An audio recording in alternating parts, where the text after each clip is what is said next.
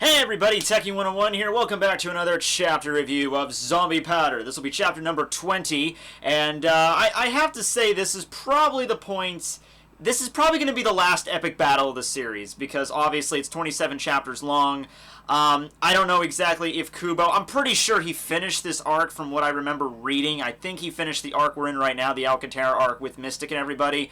And I think he started the beginning of the next one, and then that's when it got cut short. So I think we're going to finish this fight, in which case this would make it the last big epic fight of Zombie Powder. Now... there's a guy mowing his lawn outside, so you might hear some ambient noise there. But in that regard, I'm going to be making a lot of contrast to Bleach, but I just want to drive home the fact that this, of course, preceded Bleach, so a lot of the stuff you'll see here can be adapted into what he did later on with Ichigo, specifically with Hollow Ichigo and the Soul Society arc, and you'll see. First, let's do the B-side Naked Monkeys, lucky number 13. This is another one where we have three characters. We have these three characters are actually characters that we've only seen very briefly, or haven't even, I think two of these haven't even been mentioned, really. Two of them are members of Balmonk's circus. We have Luca. She is the acrobat of the circus, so I assume, okay, there's going to be an acrobat somewhere. So she's the acrobat, but she doesn't really she doesn't really dress like an acrobat. She looks like she has like a Chinese dress on and like a fur-trimmed coat or scarf, and she has like a fan. So whatever. She's only 12 years old. The Balmonk circus acrobat. Many readers think she is a boy, but she is a girl. She's very sensitive about her breast size. Well, she's 12. Oh wait, no, sorry, anime. Right, 12-year-olds can have like double D's, right? Sorry guys, sorry, I forgot about that for a second. I mean, hell, look at Orihime. Yeah, 15 years old. Yeah, I know, right? So anyway, she likes lasagna. I actually had that for dinner the other night. And her dream for the future is to become Pounder's wife. So Pyromania Pounder, which is probably like 20-something years old, and now she's 12. Girls develop crushes pretty early. You know, that's how that goes. So next we have Victor Mugen, Luca's balanced juggling partner. Okay, so he kind of helps her assist with her acrobatic stunts. He doesn't talk very much, and even though his name never came up, I still wanted to put him here. Okay, cool. I think he just wanted to draw that really cool tattoo on his face, and he has like an elongated, like really oval, stretched out face. The last character we have is Julineo Cartelian. She works at Roscoe's hospital as a nurse. I think we saw her in like that one panel in, I think it was chapter 11 or 12 when Balmonk first attacked the hospital, and we saw her like she was cowering behind Roscoe, and she's like, I don't know what's going on, doctor. And he's like, it's okay, I got this. I know judo. She's a 21-year-old hard worker. Okay, so that's not a very interesting B-side Naked Monkeys. That's not very insightful there, but whatever. Let's get to the chapter, because some serious hardcore shit goes on in this chapter. Here we go, Zombie Powder, chapter number 20, Can't Howl My Inner Jesus. Oh, yeah. So chapter starts off with Gamma, who is now completely taken over by his other personality / hollow self. I don't know exactly what to call this. It come to a head last chapter where apparently Balmonk's memory of Balmonk's memory of Gamma back when he used to know him. We don't know how long ago, because Gamma's only like 23 years old, so it couldn't have been that long ago. But his memory back when I guess Gamma was a teenager when they first met was this basic monster. He was a black monster, and that's how he got the nickname the Black Arm Death, where he would just kill people without recognition. He was a berserker. And now that he's seeing Gamma like this, who's a little bit more, I don't want to exactly say a pacifist, not at that level, but he's a lot better at controlling his emotions, and even when fighting, he's strong, but he's not like a berserker. So now, Balmonk mentioned that, would you show that form to her, referencing a woman from Gamma's past that we've yet to even know about, or even see, or Gamma's never even mentioned somebody like this before, and that kind of caused him to go crazy again, and now we see him completely in silhouette, and his eyes, his crazy eyes going down, and he's just like, let's do this, and he's like baring the teeth, and this is actually a focus of the chapter, that his body is now completely in silhouette, so I'm going to go in to say that, like, from what Balmonk is seeing right now, Gamma's body is now either completely taken over by his like right arm, is like the black right arm is now like taken over his whole body, like his whole body is like shrouded in darkness or darkness highlights, and Balmonk's having a freaking, he's like ecstatic right now. He's just like, this is wonderful, that eye, that posture, the monster that smells fear that brims from my heart. Come, Akutabe Gamma, we shall fight for real. This is the real you. So he's just absolutely astounded now, so he can finally fight seriously. So he says that he stayed in the A/0 class just just for this one option for me to fight against you, killing Hugh, who was leaking with that smell from the same time back then. So I guess he pulls out like his ultimate attack. He literally rips off his arm, and from the perspective from what we can see, this is like his real arm that he literally just rips the fuck off, and then he like throws it on the ground, and he's like, "Wake up, Onomantine!" Swells up and expands into this massive freaking giant balloon marshmallow thing, like the Stay Puft Marshmallow Man in this shit. This is freaking cool. And Mystic is now embedded in the thing's like forehead, like he's becoming part of it, like he's using it, like and controlling it. So this Amantine, this is his supreme sorcery. So he's able to do this. Like we've seen like casual magic tricks, like pulling a tiger out of his hat, and he can summon swords, and he can fly. This is like the first legitimate, like impressive magic thing he's done that's not just like a Houdini trick. This is like summoning, you know, a giant to come step on his enemy. So the Stay Puft Marshmallow Man, that's probably what I'm just going to be calling the damn thing, because that's what it is. Also, I want to make an allusion right here. Tearing off your arm in order to summon a creature of unabashed destructive power. I wonder where that alludes to in Bleach. I don't know. Anyway, but that didn't happen until way later. Like this chapter, I guess, was released in the year 2000, and that chapter of Bleach didn't. I remember reading that in high school, so that was like 2010. So it's like 10 years later. Kubo's sitting at his drawing, and I was like, oh yeah, I can do this. Yeah, we can take this from Zombie Powder. I remember doing that. That was kind of cool.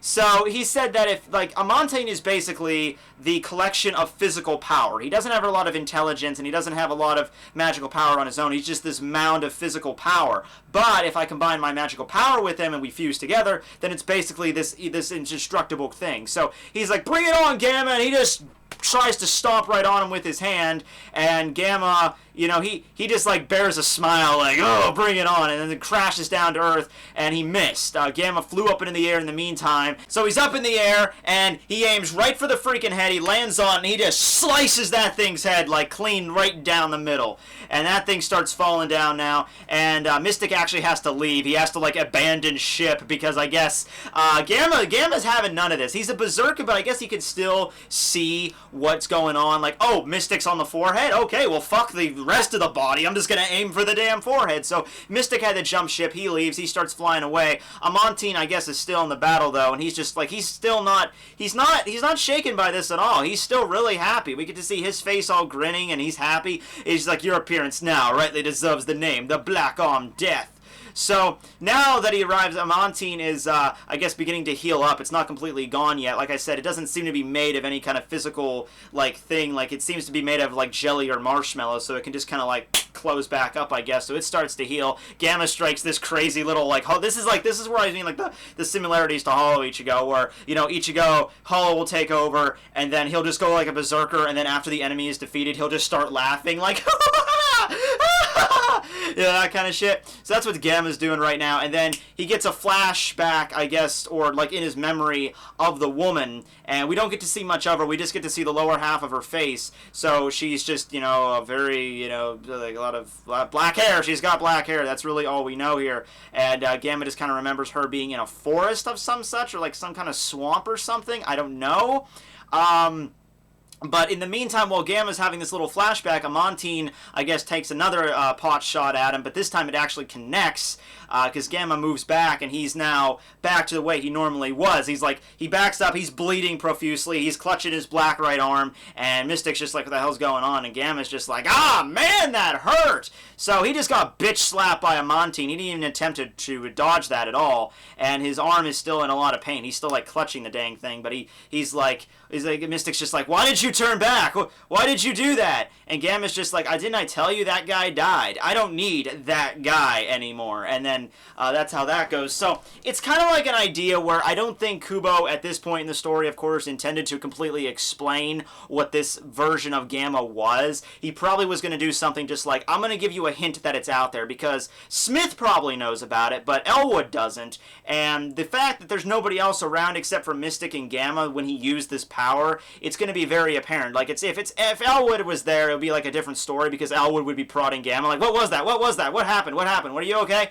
But there's nobody else around, and Gamma's back to normal now. So I maybe he was going to make this like as like the symbol for like the next arc or something, was going to like address this issue with Gamma, because we don't honestly know a lot about his past, but obviously that probably didn't come to be. So Mystics just starts laughing. He's just like, what are you talking about? You don't need that guy. Of course you need that guy. There's no way you can beat me without his help, without the way you used to be. So he just literally stomps on Gamma again, and he's just like, this time he doesn't even dodge it, though, because Gamma is so unbelievably strong, I guess. He could just held up the freaking foot by himself. He just like, ooh, I got this.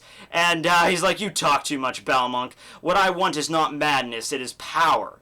So now we get like another, I guess, look into Gamma's reasoning for wanting the zombie powder. I don't exactly know. I mean, at first he's just like, I want immortality, and now he's just like, all I want is power. So I'm like, you already have enough power already, Gamma. You're already pretty strong. So I don't know if he's referring to like power in the sense to overcome his other personality, power in the sense I don't know, maybe he's like striving to, maybe this woman is, I mean, I don't know if she's even dead. Maybe she's still alive. She's just being held captive by somebody, and Gamma has to try to get her back. I'm assuming she's dead because, you know, the way they're just talking about her in the past tense. I'm assuming she died, and Gamma, you know, had a change in personality after her death. So Mystic goes on to say, madness and power have the same meaning to you. And Gamma's just like, no, you're wrong. If I use such huge power for myself, it becomes madness. But if I use the power to help the weak, it stays power. So that's pretty, yeah, that's actually pretty good. I mean, if somebody has the ability to help others, and they have like really, they have like a large amount of power, or just the ability to make the lives of other people better, and they don't, then you call that person a dick. Or crazy. You're like, you're mad with power. You're not doing anything to help the poor. You know, it's the same thing when you have a lot of money. He's like, if you have $1 million, you can easily give that out to people and make their lives a hell of a lot better. Be like, oh, you get $10,000. That would make the difference for a lot of people. But if you choose to just keep all your money and not give any of it out, people will just be called, you're a greedy bastard. It's the same thing with power. So I think that's like the main reason Gamma wanted to help out Elwood. That gives a lot more introspection on their relationship, why Gamma keeps Elwood around. Because even Pounder was bringing this. Like, well, why the hell? He doesn't think of you as a partner. Why the hell does he even let you tag around? I have no idea why. You're not on equal power with him, though. But maybe that's what Gamma's doing. Like, he's using his power to help Elwood, and that's the justification he needs to say, okay, what I'm doing is good. What I'm doing is for the greater good. I'm justifying this for being, so strong and helping out Elwood. Maybe that's the thing.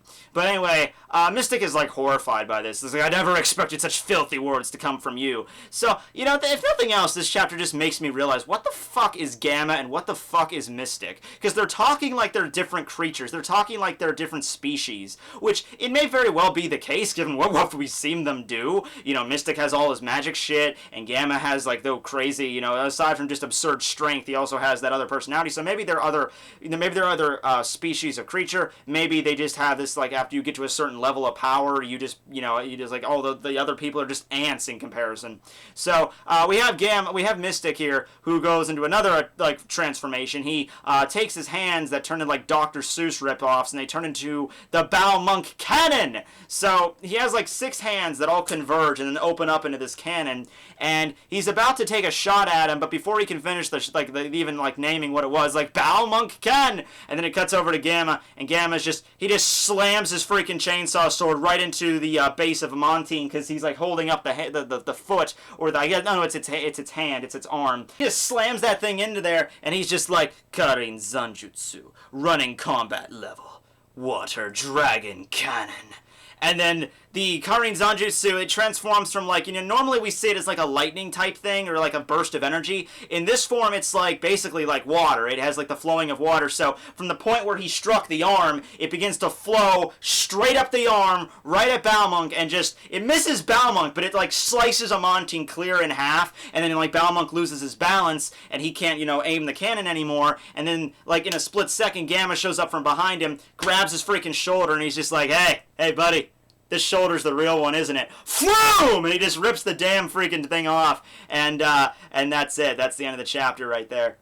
So, damn, that's pretty freaking beast, yo. He just, like, shows up. He's like, hey, this is the real shoulder, right? And he just rips it off like he knew all along. Like, I know how to deal with this. Maybe it's just this case of, like, Gamma has to start being worn down at this point. Like, all the shit he's done, like, he showed up at the circus. He did that, a huge explosion in the circus. Unicycled a freaking triathlon to catch up to the train. He had to use, he went into that crazy form. He got bitch slapped by a marshmallow man. And now he had to use this Karin Zanjutsu, right? Like, these are really high-octane attacks. They have to burn on him. I'm just saying. one point he's got to be like, okay, I'm not invincible here. I'm starting to run on empty. So hopefully maybe next couple of chapters we'll close out this fight here, because I think the only purpose of this fight was, like, for Kubo's perspective, was to show off Gamma's other personality. But now that he's done that, I think this fight is either gonna, it's still probably gonna end in Gamma's favor, but he's probably gonna be beaten to shit after it's done, just from everything that's been going down. So I hope you enjoyed this episode, guys. Zombie Powder chapter number 20. Next time, catch you back here.